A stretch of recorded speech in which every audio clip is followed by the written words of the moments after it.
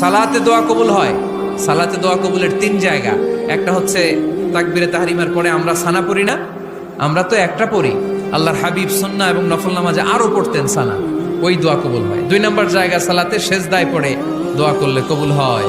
আকরাবু মা ইয়াকুনুল আবদু মির রাব্বিহি ওয়া হুয়া সাজিদ ফাকফিরু ফীহি দুআ।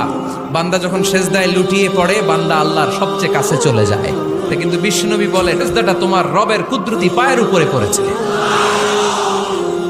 সেজদায় পড়ে দোয়া করেন। সালাম ফিরানোর আগে বিশ্বনবী দোয়া করতেন, লা ইউসাল্লিমান্না আহাদুকুম হাত্তা ইয়াতাআওয়াযা মিন আরবা'a। আল্লাহর হাবিব বললেন, চার জিনিস থেকে পানাহানা আছে আমার কোন উম্মত যেন সালাম না ফিরায়। তারা যেন পড়ে, আল্লাহুম্মা ইন্নী আউযু বিকা মিন আযাবিল কবর, আউযু বিকা মিন আযাবি জাহান্নাম, আউযু বিকা মিন ফিতনাতিল মাহইয়া ওয়াল মামাত, আউযু বিকা মিন ফিতনাতিল মাসিহিদ দাজ্জাল। আল্লাহ কবরের আযাব থেকে বাঁচাও, আল্লাহ জাহান্নামের আগুন থেকে বাঁচাও, আল্লাহ জীবন